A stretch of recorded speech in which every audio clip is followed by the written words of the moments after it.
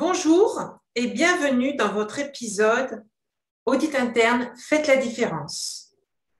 Aujourd'hui, nous allons aborder la réalisation d'un programme d'audit pertinent. Alors, pourquoi faire un programme d'audit interne? Dans un premier temps, il s'agit d'une exigence des référentiels de systèmes de management tels que l'ISO 9001, l'ISO 14001, l'ISO 45001, l'ISO 50001. Toutes ces normes de système de management comportent dans le paragraphe 9.2 des exigences relatives à la planification et à la réalisation d'audits internes.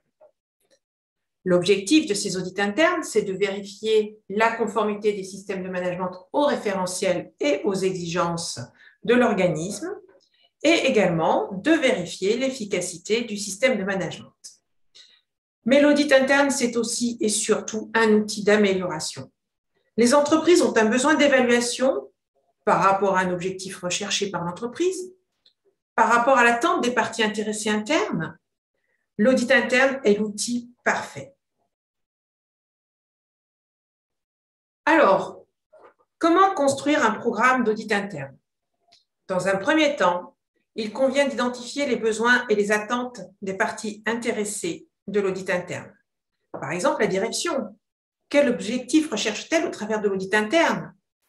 Les responsables d'activité, les pilotes de processus, ils peuvent avoir des besoins d'audit par rapport à des difficultés rencontrées, à des modifications récentes de nouveaux projets, de réglementation. Il sera alors intéressant de réaliser un audit pour vérifier que les dispositions pour permettre d'atteindre ces objectifs recherchés sont déployées et efficaces. Dans un deuxième temps, il va falloir prioriser les activités, les processus à auditer. Il n'est pas demandé dans les normes d'auditer tous les processus tous les ans ou de réaliser un audit de tous les processus sur un cycle de 3 ans à la même fréquence.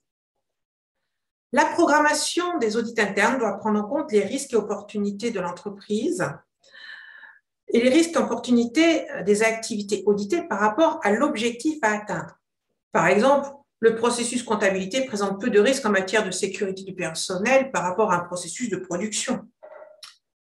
Elle doit prendre en compte également les besoins des attentes des parties intéressées et puis également les résultats observés lors des audits précédents.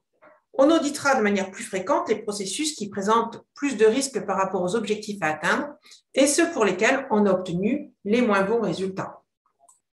Enfin, pour planifier les audits, nous allons définir les dates, les objectifs individuels de chaque audit, les critères, c'est-à-dire les exigences par rapport auxquelles sont évaluées les constatations de l'audit, le champ, c'est-à-dire les limites de l'audit, les activités, les sites, les services, les processus, et enfin la durée. On déterminera également les méthodes d'audit, revue documentaire, observation sur site, à distance, échantillonnage, et enfin on attribuera les ressources nécessaires à la réalisation de l'audit, nombre et compétences des auditeurs. Une fois le programme d'audit réalisé, il convient effectivement de le mettre en œuvre et puis de revoir son programme d'audit, c'est-à-dire de s'assurer de la réalisation des audits, vérifier que les mandats soient respectés, que les objectifs soient atteints et surtout d'analyser les résultats.